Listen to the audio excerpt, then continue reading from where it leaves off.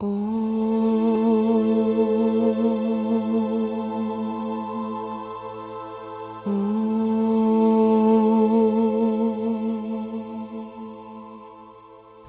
Wamakulu has graciously allowed us to share her story.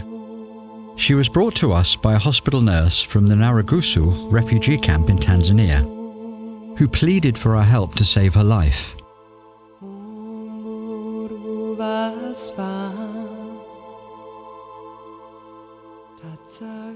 Adolphine arrived in dire condition, clutching an IV drip. For the past 8 days, the medical team at the camp was fighting to save her life. Both she and her caregivers were losing hope. When our examining surgeon touched her face, it was evident how critical her situation was. Her skin was tense, swollen, and warm to the touch. She couldn't open her mouth or make any facial movements. The question loomed heavily over us.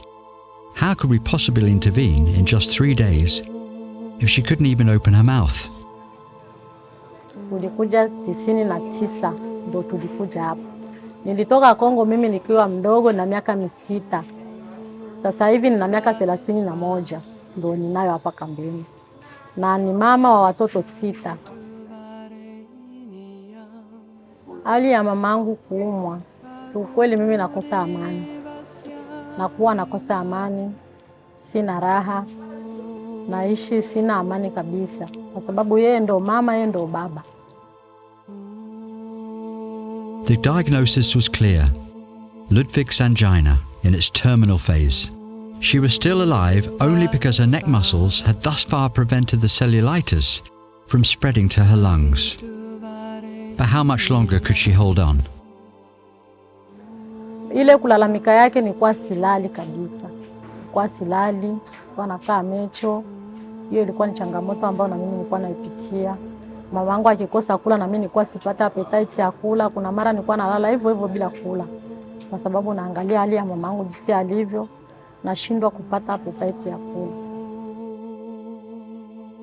We immediately changed her medication in the hope of seeing some improvement. Consulting over the phone with a maxillofacial surgeon, we learned that the next step might require an incision in her neck to drain the infection. But who would perform such a high-risk procedure? A dentist? Despite the daunting odds, we crossed our fingers and waited. 2 days later, Adolphine returned. I could have sworn her eyes were trying to smile, igniting a glimmer of hope in all of us. She made a valiant effort to open her mouth, but it was minimal. Encouraged by her progress, we increased her antibiotics even further.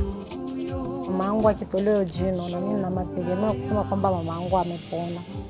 Kwa sababu kinachomsumbua kikitoka ni lazima yeye atapona. Another 24 hours passed, and she finally managed to open her mouth just enough for us to fit a water bottle cap in between her teeth. Carefully, we used it to create just enough space to reach her molars.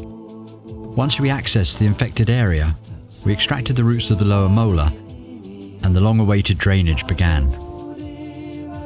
Some of us had tears in our eyes as we realized she would survive. It was a profound moment, a reminder that we can make a difference, one patient and one life at a time. Ukweli nimeshukuru sana kwa kumpatia mamangu huduma, kwa sababu ukosekano wa mamangu mimi nilikuwa sina amani.